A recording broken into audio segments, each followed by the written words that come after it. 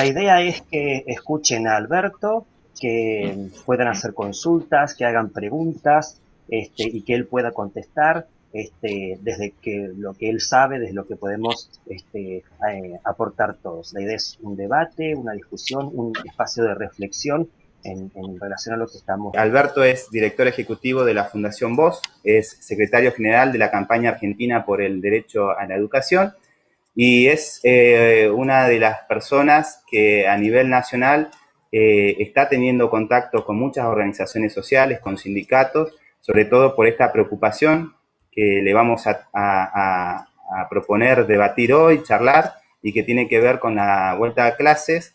Y sabemos que es bueno, una persona que está muy comprometida con la educación pública en nuestro país, y le queremos dar la bienvenida. Bienvenido, Alberto, y te doy la palabra. Gracias, Gustavo, y gracias, Benjamín. Bueno, cuando los compañeros de UNTER me invitaron para tener esta conversación con ustedes, que es difícil porque no los estoy viendo, los estoy imaginando, y las estoy imaginando, pero no los veo. Entonces, y pienso en lo mismo que les pasa a ustedes que están en este tiempo, como decía recién Gustavo, y como Benjamín también decía, estos tiempos de la virtualidad nueva que hemos tenido todos que aprender, y que estos desafíos que de alguna forma todos los docentes y las docentes del país estamos atravesando en este tiempo. Pero cuando ellos me pidieron hablar de esta cuestión de volver a las escuelas, bueno, yo les comenté y les dije que mis ganas era poder compartir con ustedes lo que iba escuchando, lo que iba leyendo, lo que iba captando de mucha gente que está con este tema. Y que la verdad que si alguno espera que yo les dé recetas, estaríamos muy mal. Y seguramente van a quedar decepcionados. Pero sí, me parece que lo que puedo ayudar un poco, quizás, es mi expectativa, es a que tengamos una mirada de todas las cosas que hay que tener en cuenta cuando pensemos o cuando estamos pensando en esto de volver a las escuelas. Y lo primero es el título que le pusimos a la charla, ¿no? Esto de volver a las escuelas. Cuando me invitaron en la hoja que me mandaron como primeras ideas, el título era Volver a la escuela. Y yo le comenté y le dije a los compañeros que me parecía importante esto de volver a las escuelas, porque en todo este tiempo que vengo escuchando a muchos compañeros y compañeras, a gente de distintos sectores, estudiantes, cooperadores, directivos, funcionarios, cada vez me parece más que, primero, que no existe una escuela.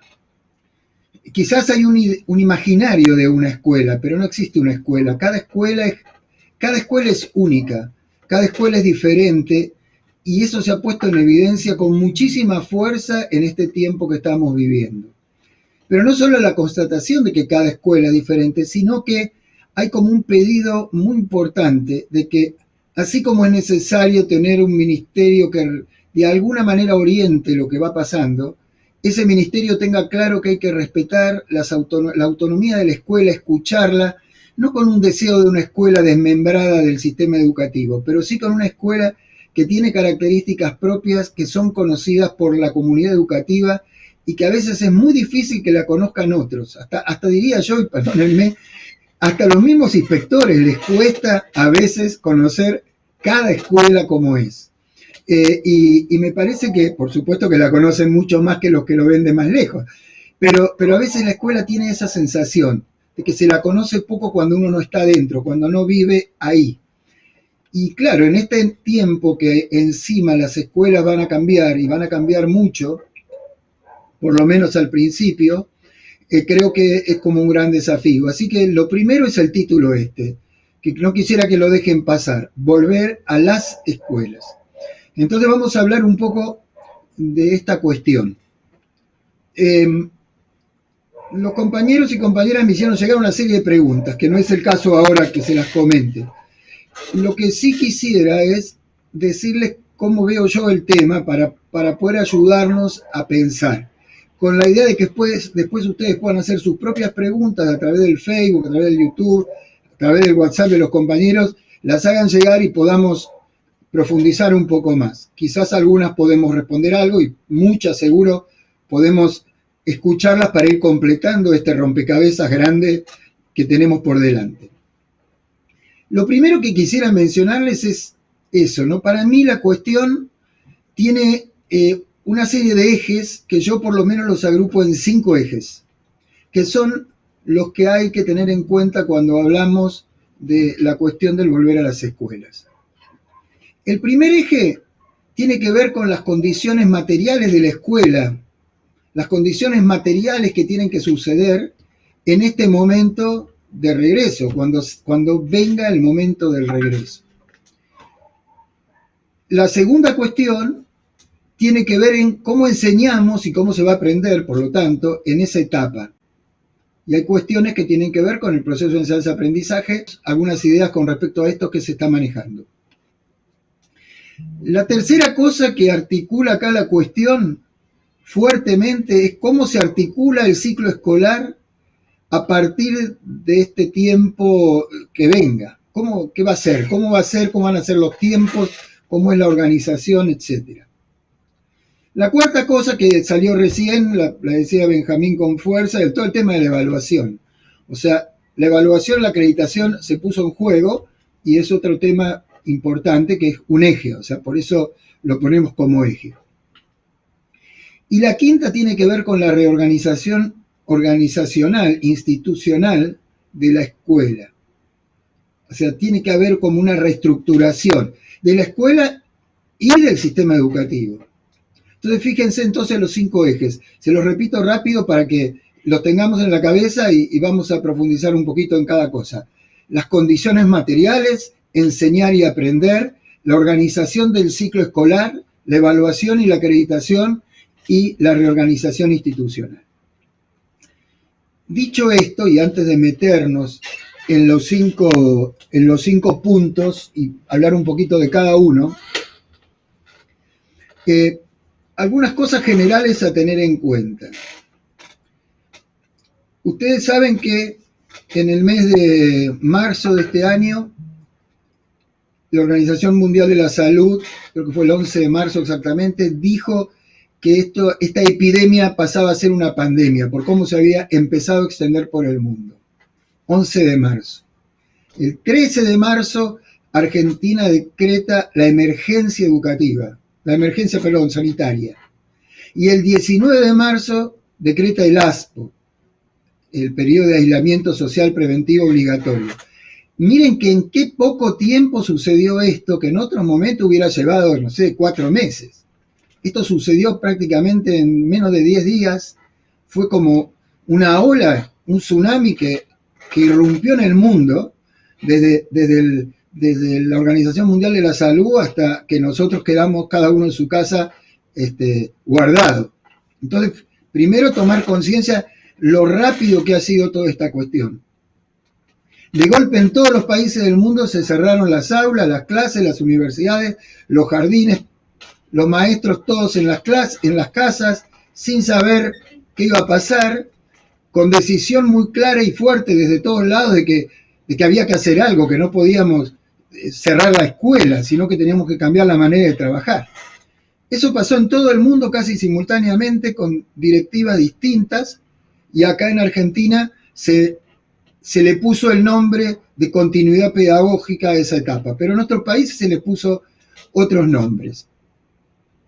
Hubo como distintas situaciones. En algunas partes los sindicatos docentes dijeron no se puede trabajar así, o sea que no haya clases. Eso duró poco. En general en todas partes se empezó a trabajar con clases de alguna forma a la distancia virtual, con tecnología, sin tecnología, pero de alguna manera querer sostener de alguna forma el derecho a la educación, como se podía. Todo ese periodo merecería mucha charla, pero no es el tema de este encuentro. Y no quiero que nos desviemos de esto, por eso lo menciono para no hablar de ello, pero me parece muy importante que tengamos en cuenta que esa etapa es la que estamos viviendo todavía. Esa etapa del ASPO tuvo como 2 grandes momentos. Un momento que fue el primero en donde cada uno trató de hacer lo que pudo y fue un poco caótico. De vuelta no me voy a poner a caracterizarlo, dentro de pocos días vamos a sacar algún documento que va a hablar de algo de esto, pero por ahora les cuento esta cuestión. El segundo momento ya estuvo más organizado porque fue cuando los directivos, inspectores, empezaron como a decir esto tiene que tener alguna racionalidad, sobre todo en la escuela secundaria, por ejemplo, no puede cada docente mandarle a los estudiantes una guía y como pueda, y que los chicos de golpe tengan 15, 16, 17 días de trabajo, o sea, eso así no podía funcionar. En eso en la provincia de Río Negro tuvieron mucha ventaja porque habían trabajado un poco con la nueva escuela secundaria y algunas pistas tenían para trabajar distinto, pero en otras partes del país ni les cuento y en otras partes del mundo tampoco. Entonces, esto es un dato también a tener en cuenta y valorar alguna experiencia, aún con todas las dificultades que ustedes saben que tuvo la implementación de la nueva escuela secundaria, pero tiene buenas pistas para por dónde caminar alguna de estas cosas. Suponemos que va a haber una tercera etapa en este ASPO, que es la etapa no de comienzo del otro, pero sí de salida de esta situación. Pero no sabemos bien todavía. Apenas estamos en esta segunda, que está funcionando como puede. O sea, en lo que funciona un poco mejor, pero con la preocupación grande, como decía, no sé si fue Flavio, o la cara de la nueva normalidad es la nueva presencialidad, que se le pone ese título, pero no se sabe bien de qué se trata. Nosotros en todo este periodo de la pandemia hemos tenido la posibilidad de ir siguiendo unos pasos atrás, no muy lejanos, lo que iban pasando en otros países del mundo. Y en ese sentido pudimos evitarnos bastantes errores que otros países iban cometiendo porque no sabían por dónde ir, y nosotros veíamos a los pocos días de lo que pasaba en los otros países, las consecuencias de esos errores. Y también algunos aciertos que había que ir haciendo. Entonces, hemos corrido con alguna ventaja. Pero no, con esto no disminuyo el valor de lo que ha hecho la sociedad argentina y nuestro gobierno, porque en otros países del hemisferio sur, con las mismas ventajas, no han sabido aprovechar esas situaciones y están, como el caso de Brasil en este momento, atravesando una situación terrible y muy compleja. Bueno, vamos a ir focalizando en el tema que es el tema de esta charla, que tiene que ver qué está pasando o cómo se está imaginando la vuelta. La primera cosa que yo quisiera decirles, no porque lo diga yo, que no tendría autoridad para decirlo, sino porque lo escucho de los que sí la tienen, es que no hay muchos datos concretos, sólidos y firmes de cómo va a ser todo este proceso. Hay ideas, hay sugerencias de personas que tienen más autoridad dentro del sistema educativo y otras de gente que está trabajando, profes, padres, estudiantes, que dicen buenas ideas para compartir y que hay que escucharlas y tenerlas en cuenta, pero obviamente tienen por ahí menos capacidad de impacto esas ideas, a menos que se las demos en algunos espacios nosotros mismos. Entonces, primera cosa, tener en cuenta muchas de las cosas que yo voy a decir son cosas que se están hablando, se están diciendo, pero que no están definidas. Hoy me hablaba una compañera que me preguntaba cuáles eran los protocolos que se estaban estableciendo a nivel nacional y yo le decía, todavía no hay protocolos establecidos, tampoco en las provincias. Se va avanzando. Yo no digo que no haya nadie que haya escrito nada, pero esas cosas todavía no están difundidas y publicadas de manera más o menos general, por lo menos hasta donde yo puedo conocer. Sí se han avanzado en algunas ideas, sabemos que hay gente que está trabajando algunos temas que son lo que yo voy a tratar de compartir con ustedes, pero ahí a decir que son protocolos que están establecidos, la verdad que no. Por otro lado, los protocolos nacionales, que son los más establecidos, también sabemos que van cambiando con mucha rapidez y se van adaptando a situaciones nuevas. De hecho, estamos discutiendo cómo salimos, si vamos a las plazas, no vamos a las plazas, si vamos a correr, no vamos a correr. Bueno, y yendo para adelante y para atrás porque aparecen nuevos casos, porque no sabemos, porque al virus no lo conocemos suficientemente. Entonces, todo lo que vamos a hacer, lo primero que hay que hacer es muy cuidadosos en lo que vamos a afirmar. Yo una de las cosas con lo que puedo contar al hablar con ustedes es haber leído bastante lo que está pasando en otros países que están volviendo, y algunos de esos países que están volviendo han tenido que dar marcha atrás, porque algunas de las decisiones que tomaron, que parecían que eran muy buenas, resulta que no funcionaron. Hoy, por ejemplo, nos enteramos que en Israel prácticamente una escuela que había empezado y que ya había con un montón de medidas de seguridad, bueno, aparecieron un montón de casos de coronavirus entre los chicos y la comunidad y los docentes, hoy de esa sola escuela hay más de 10.000 personas en cuarentena. Entonces, para que ustedes vean la gravedad, porque cualquier escuela nuestra y comunidad educativa tiene esta cuestión, que no son solamente los chicos que están ahí dentro. Entre los docentes, entre las familias y entre los chicos, enseguida, si es una escuela más o menos mediana, contamos por miles las situaciones problemáticas que pueden llegar a aparecer, por ejemplo, ante un caso de aparecer algunos contagios. Entonces, el tema es sumamente complicado. Vayamos viendo entonces las cuestiones de los 5 puntos que les dije. Primero, y antes de seguir, pediría a Gustavo y a Benjamín, si me dan un pequeño feedback de que se está escuchando bien, que se entienda, si prefiere alguna cosa, porque es importante, porque como no los veo, está bueno que me den un mini feedback y yo después sigo.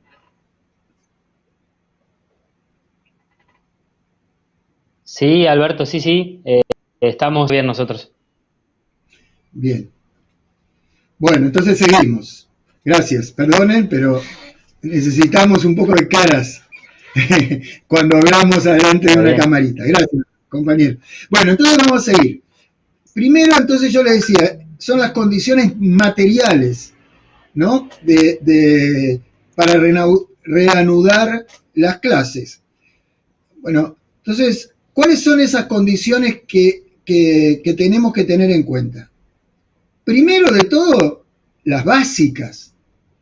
Y cuando digo las básicas, son realmente las básicas, las que son anteriores hasta la pandemia. O sea, las escuelas tienen que tener lo que es necesario para que puedan funcionar. Mucho más en tiempo de pandemia.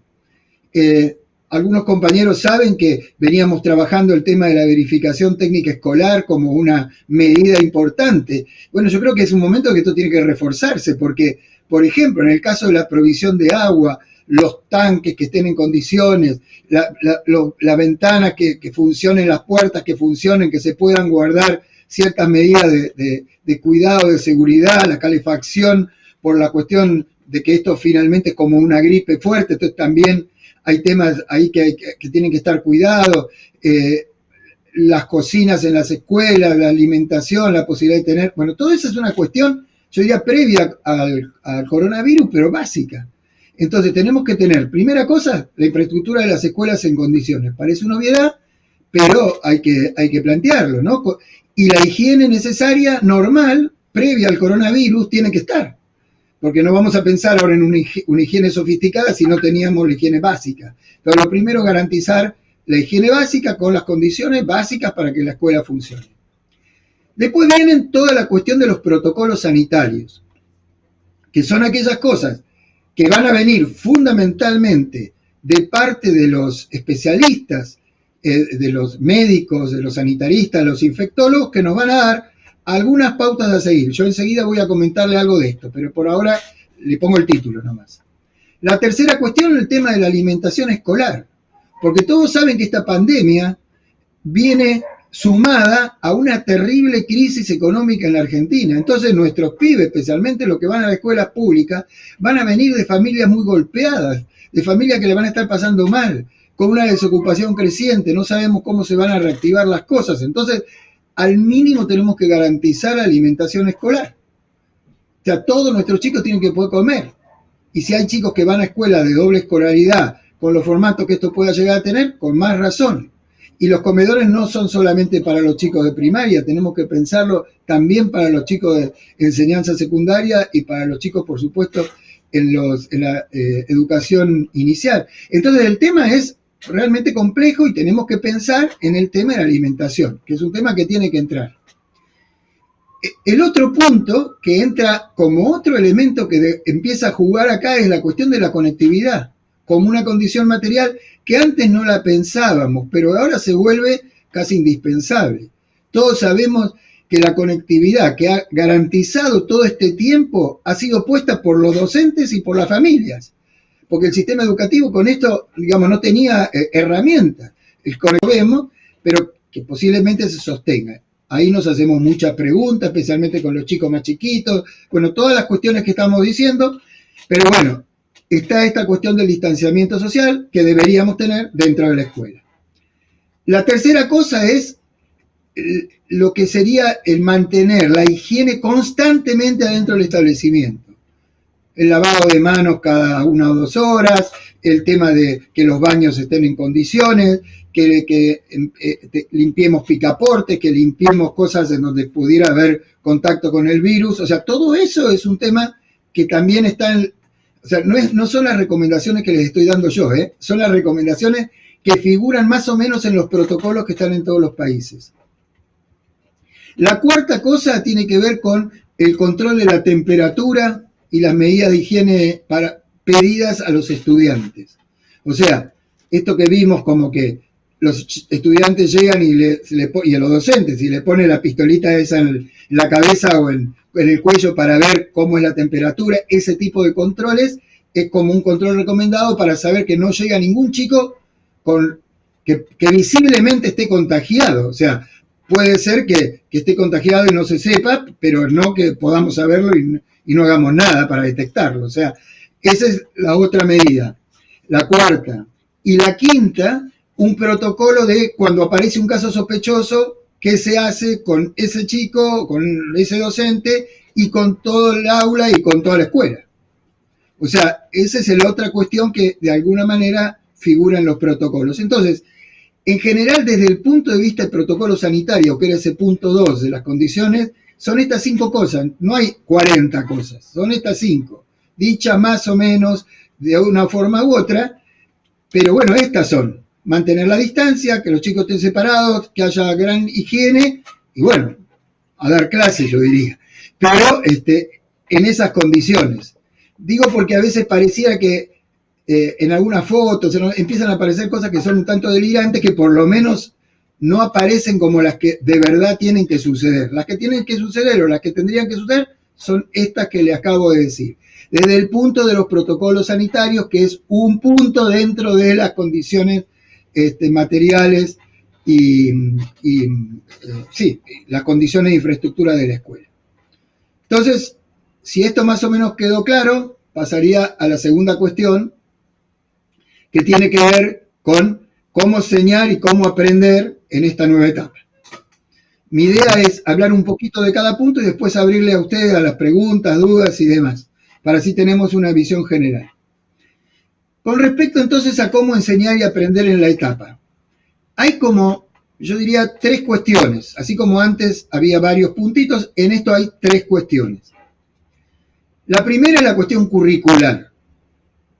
¿Qué cosas hay que enseñar y qué cosas no en este periodo que va a venir? Hay como un consenso generalizado de que el currículum que teníamos, tal cual como lo teníamos, no solamente en Argentina, estoy hablando en general, no solamente no se puede enseñar, porque obviamente se perdió todo el tiempo que no se pudo estar trabajando como normalmente trabajábamos, sino que, y aclaro que no digo que no hubo clases, porque hubo, y porque está habiendo clases, son diferentes, se están aprendiendo otras cosas, eso es una cosa que yo quiero remarcar, porque los chicos, al menos que pueden participar de las propuestas que se están haciendo, están teniendo una experiencia de enseñanza-aprendizaje con otros contenidos. Claro, son los contenidos que hemos descubierto ahora que son necesarios tener. El currículum que tenemos hoy escrito, con los NAP y todo, son los contenidos que en otro momento se vio que eran necesarios tener, pero cambiaron los tiempos, cambió la circunstancia. Entonces, es muy posible que si no existiera currículum y hoy hubiera que hacer currículum, tuviéramos que poner cosas distintas a las que están ahí. Entonces, yo diría, no sacralicemos de manera demasiado terrible lo que hemos puesto en aquellas cosas, porque la realidad cambia, nosotros cambiamos y estas situaciones nos atraviesan todo el tiempo. Pero más allá de esta cuestión, está claro que hay algunas cosas a las que va a haber que priorizar y otras a las que va a haber que dejar de lado por lo menos en esta etapa. Y ese es un trabajo que hay que hacer, y es difícil hacerlo a nivel nacional y hasta diría a nivel provincial. Yo creo que hay una lectura que hay que hacer también en cada escuela, viendo lo que fue posible hacer y lo que no fue posible hacer. Entonces me parece que ahí hay un tema gordo, en donde hay que confiar también en la propia escuela y en la capacidad de los docentes. Y hasta diría yo también, si ustedes me perdonan, la capacidad también de las familias. Porque ahí hay que tener un diálogo con la comunidad educativa, por lo menos es mi mirada en esta cuestión. Después hay otra parte que tiene que ver cómo vamos a enseñar en este periodo. Como todo ha sido muy nuevo, hay algunas veces que nos ha pasado que algunos docentes lo que quisieron hacer, porque no sabían cómo hacer, era filmarse en una clase y la misma clase que le daban a los chicos presencialmente, dársela con un video para que ellos la escuchen. Bueno, obviamente esto no funciona tan así, porque una cosa es hablar cuando tenemos adelante a los chicos y podemos tener un intercambio, te diría, de energía, de mirada, y otra cosa es cuando uno habla a una cámara y dice algo y no sabe quién lo escucha del otro lado. Por eso hay algunos tipos de trabajo, como las guías de trabajo, el trabajo por proyecto, la enseñanza-aprendizaje basado en proyectos, el trabajo por problema, que en algunas cosas abren el juego a otro tipo de participación y a otro tipo de interacción. Entonces, yo creo que ahí hay como una idea de que tenemos que probar otras formas de enseñanza que sean más interactivas, que sean más participativas y de nosotros tengamos que ir acompañando de otra forma. Yo creo que en las escuelas se están haciendo experiencias de distinto tipo y estas cosas va a haber que sostenerlas porque al menos en el primer tiempo es bastante claro que vamos a tener un tiempo que va a ser medio dual o medio híbrido, como dicen. O sea, va a haber algo de presencialidad y algo de virtualidad que se va a sostener. Después vendrá la etapa posterior que habrá que ver cómo queda y cómo es. Casi nadie imagina que vamos a volver a lo anterior como si nada hubiera pasado.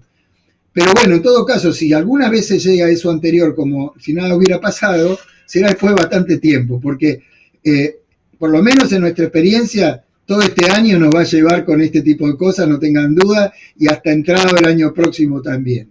Así que esto tenemos que imaginar que vamos a tener que convivir con este tipo de formatos, ojalá funcionando mejor, con más recursos, con más posibilidades, pero me parece que es un dato de la realidad, nos guste o no nos guste tanto. Y el tercer elemento de este enseñar y aprender en la nueva etapa tiene que ver con algo que ya por suerte veníamos trabajando bastante conceptualmente, que era esto del acompañamiento de las trayectorias.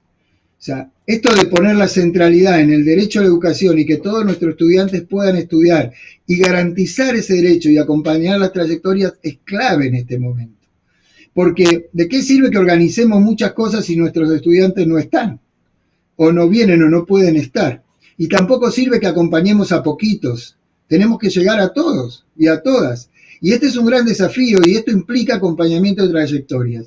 Yo después voy a referirme a esto en otro de los puntos, pero lo marco porque me parece que en esta manera de enseñar que estamos hablando aquí, en esta salida, en esta nueva etapa, el tema de cómo acompañamos las trayectorias es un tema clave. Y ahí hay que poner cabeza y bueno, vamos a ir viendo cuáles cosas. Yo no me puedo quedar en detalle porque si no esta charla puede ser eterna. Pero digo para ir viendo más o menos el mapa general de por dónde vamos. El tercer tema es la organización del ciclo escolar. Ahí se están hablando de muchas cosas y hay muchas cosas dando vuelta. Y me parece realmente interesante algunas de las discusiones que se están dando. Y aquí tenemos un problema que no nos sirve mucho la experiencia europea, porque ellos están terminando el año y nosotros estamos casi empezándolo. Bueno, no estamos empezándolo porque justo cuando empezamos pasó esto, pero quiero decir, estamos justo cruzados ahí. Prácticamente ellos ya dan por terminado el año. O sea, ellos en Europa y demás entienden que se acabó y que ellos van a empezar cuando empiece el ciclo. Ahí empieza de vuelta la cosa para ellos.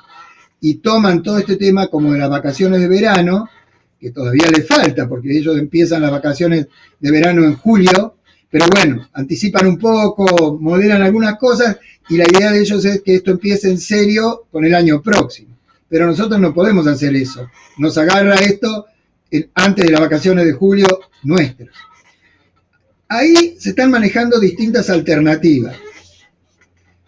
Yo les diría que una de las cosas que a mí me parece que va tomando como más consenso, no está decidido, pero va tomando como más consenso, es tratar de juntar 2 años, no 2 años en uno, sino que uno haga 2 años en 2 años, pero cortado de otra forma. Y ahí hay distintas posibilidades. Una posibilidad es que este año, este ciclo escolar, termine en mayo del año próximo, o en abril o en mayo del año próximo.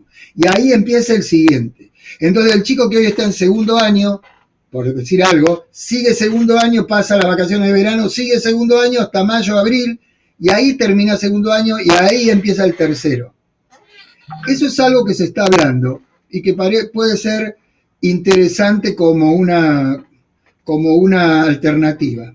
Otros dicen que en realidad no es que termina segundo y empieza tercero, sino que está en segundo, pero cuando termine el año próximo al final, terminó tercero. Y en algún momento es como que se va haciendo como un pase, un ensamble entre el segundo y el tercer año, o entre el tercero y el cuarto, con una lógica medio de ciclo, por supuesto cambiando y adaptando distintos cronogramas y distintos contenidos y demás. Pero esas cosas son cosas de las que se están trabajando, no están definidas. Yo no puedo decirle esto va a ser así, no soy el que lo tiene que decir tampoco, pero les cuento más o menos por dónde se están debatiendo en este momento ese tipo de cosas.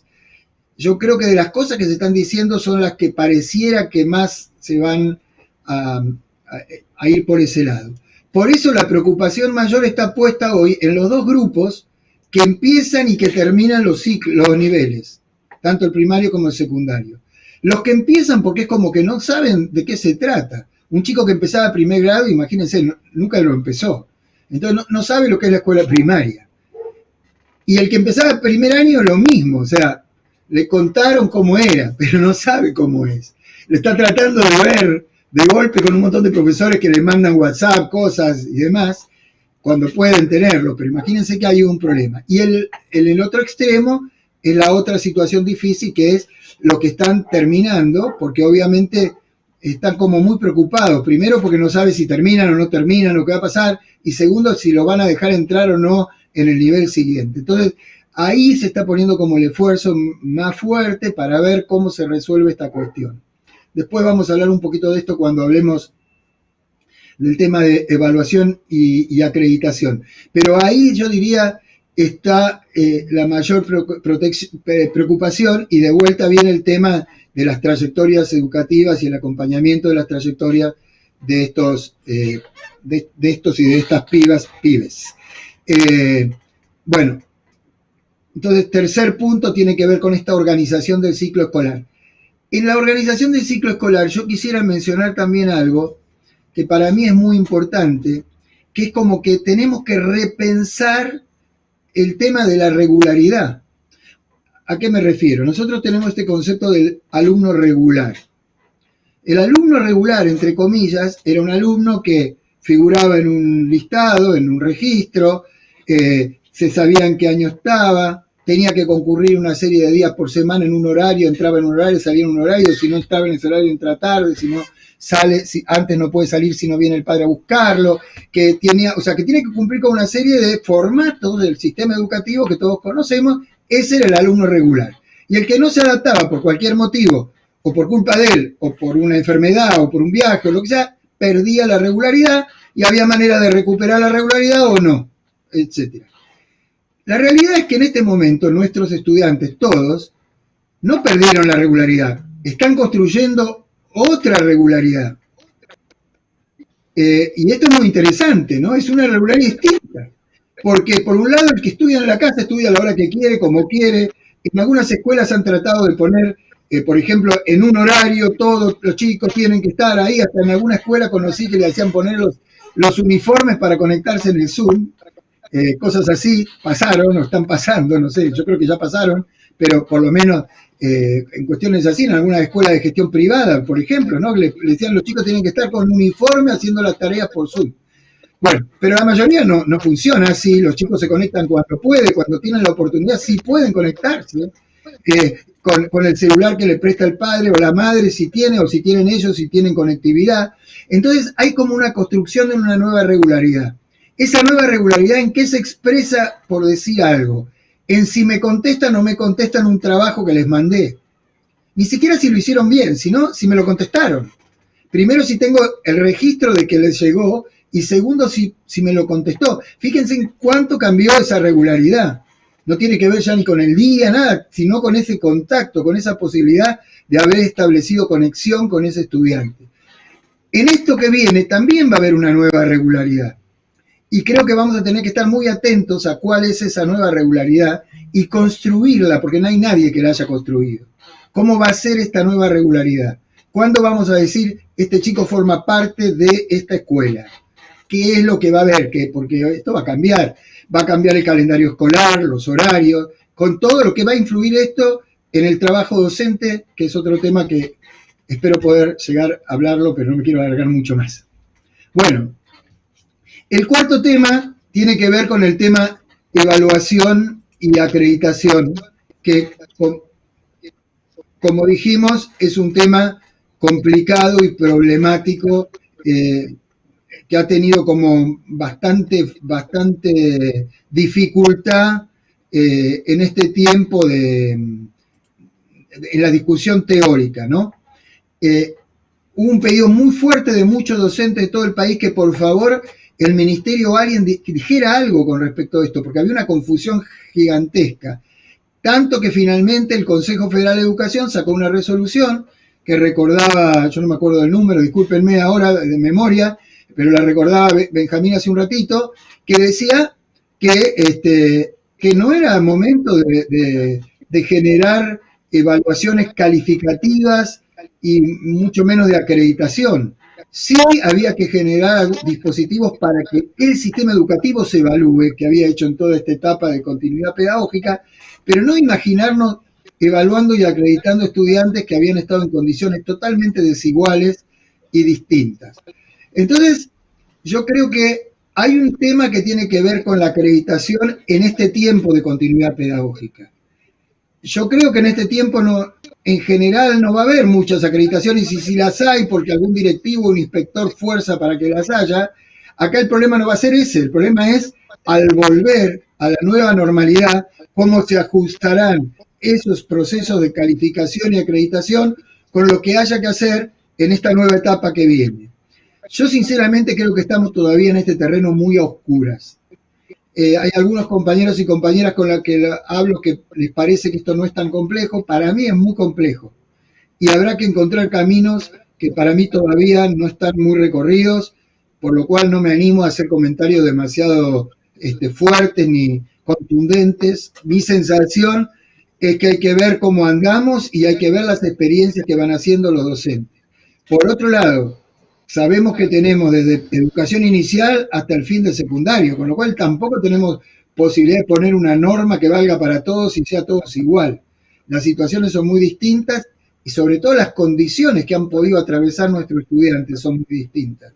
Entonces me parece que eso nos lleva a tener que pensar en formatos de evaluación bastante distintas. Yo creo que una de las exigencias bastante rápidas que va a haber que tener es qué pasa con los chicos que están terminando su sexto año o su primaria, pero especialmente es esta cuestión, la educación hospitalaria, que también tenía experiencia y tiene experiencia porque la ha tenido que recorrer desde hace mucho tiempo, la educación en cárceles, que también busca enseñanza en situaciones bastante distintas a las comunes, pero me parece que hay, y otras, ¿no? Pero hay algunas modalidades que nos podrían dar insumos de cómo se pueden resolver estas cosas, porque ya se las resolvía de esta manera, que me parece que no hemos tenido la capacidad de prestarle suficiente atención en este nuevo escenario.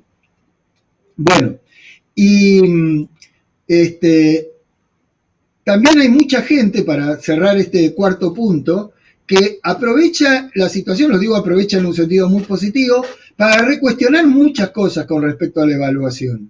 Y a decir si el tipo de evaluación, la manera de evaluación de certificación es la que no ha llegado el momento de que la tengamos que cambiar y llegar a otros formatos más integrales, más participativos, más generales, que no una prueba y una evaluación escrita, saquen una hoja y todas estas cosas que sabemos que se permanecen en el sistema educativo y que en algunos casos terminan siendo decisivas para la promoción de nuestros estudiantes. O sea, creo que hay muchos que están diciendo, bueno, tanto tiempo hablamos de que había cosas que había que cambiarlo, es el momento de empezar a poner en práctica con valentía, con decisión, cosas distintas. Bueno, también me parece que es interesante aprovechar esta situación para pensar cuáles son esas cosas distintas y ponerlas en práctica. ¿Nos vamos a equivocar? Y seguro que nos vamos a equivocar. Cuando hacemos algo nuevo nos equivocamos, pero es la forma de aprender. Entonces me parece que tenemos que ser cuidadosos, sobre todo con nuestros estudiantes, pero animarnos a hacer otro tipo de caminos de evaluación y de acreditación. Bueno, y el último punto es el tema de la reorganización institucional.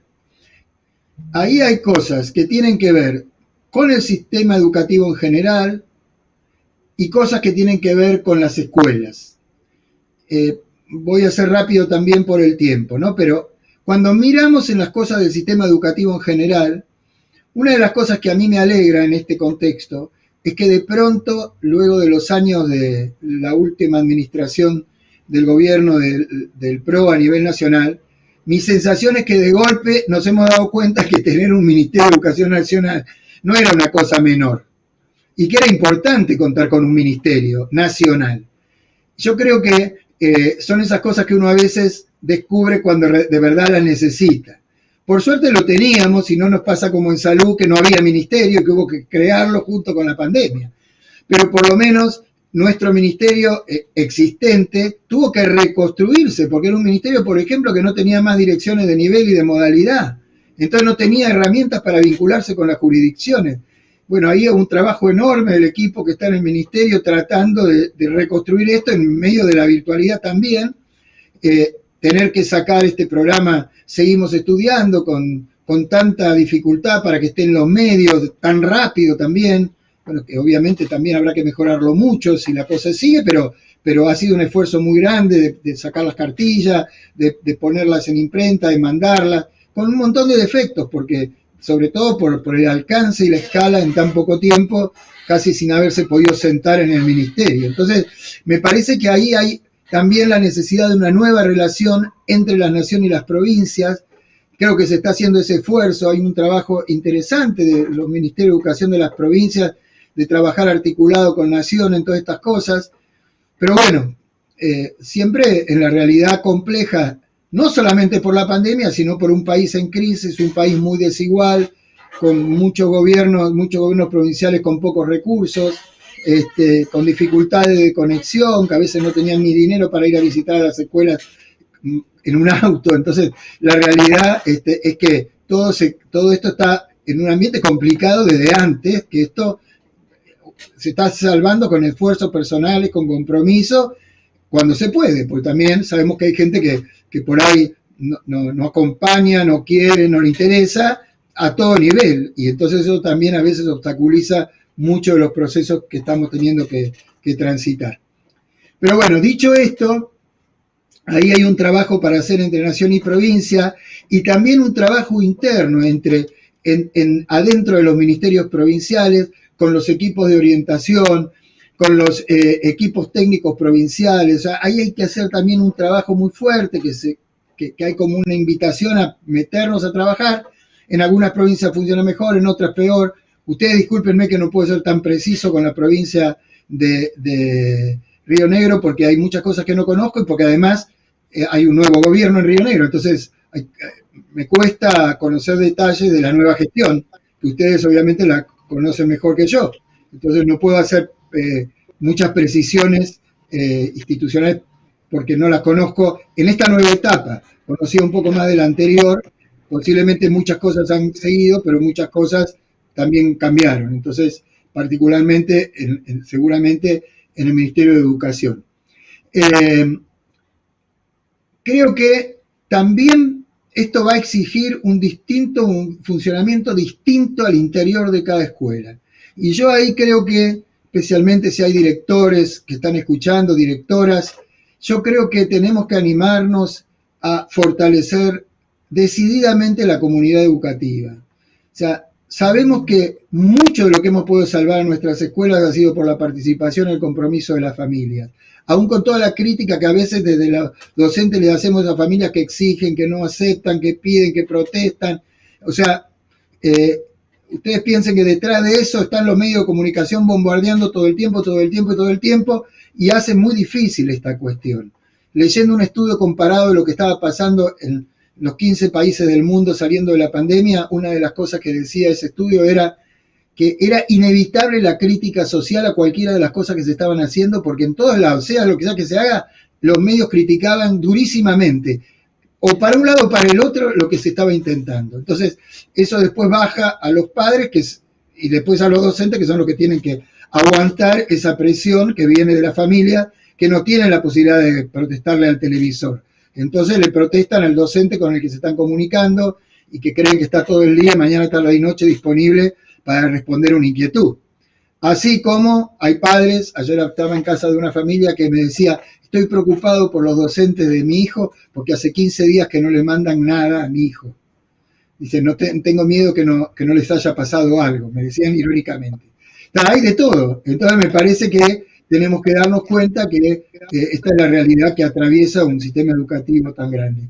Pero bueno, ahí también hay que trabajar en ese cambio interno en la escuela. Lo mismo diría con los estudiantes. Yo creo que llegó el momento de escuchar a los chicos, escuchar a las chicas de nuestras escuelas, estar atentos a lo que necesitan, sumarlos, que ellos no sean el problema, que sean parte de la solución, que puedan aportarnos, que puedan ayudarnos, que no los veamos como un objeto a los que le enseñamos cosas, sino que son también compañeros más chicos con quien hacemos un camino de enseñanza y aprendizaje desde nuestro saber como docentes y desde el lugar de ellos que es poder aprender y poder acompañarnos a nosotros en esa construcción de los conocimientos. Entonces, me parece que esto no es nomás que un lindo discurso teórico, hay que ponerlo en la práctica construyendo las comunidades educativas. En ese sentido, me parece fundamental destacar que algo muy fuerte, y van a tener que hacer los gobiernos provinciales sobre todo, es reforzar y trabajar en la capacitación docente en todas las nuevas herramientas que surjan. Este esfuerzo que está haciendo UNTER va exactamente en esa dirección. Yo espero ser un pequeño aporte en ese camino de dar algunas cosas para ayudar a pensar en esta línea, pero además hay que compartir las experiencias de los que están trabajando, que son los docentes y las docentes, y que tienen experiencias muy buenas para poder compartir. De ahí hay mucho para aprender y no nos perdamos la oportunidad de que esas cosas buenas que se están haciendo se puedan conocer para que otros las puedan hacer. Porque me parece que eso es un camino fundamental que hay que recorrer en este momento. Ustedes y a todos los que están ahí del otro lado, y les pido por favor que en el Facebook de la escuela, si quieren, o en el YouTube, donde quieran, pongan mi dirección de correo, porque si alguno tiene alguna pregunta que no pude contestar, no llegamos, no dio el tiempo, yo se la trato de contestar o de mandarle algún material o algo, porque para mí será un gusto. Así que si ustedes quieren, le ponen ahí mi correo, porque acá yo no lo puedo poner, pero con gusto a disposición.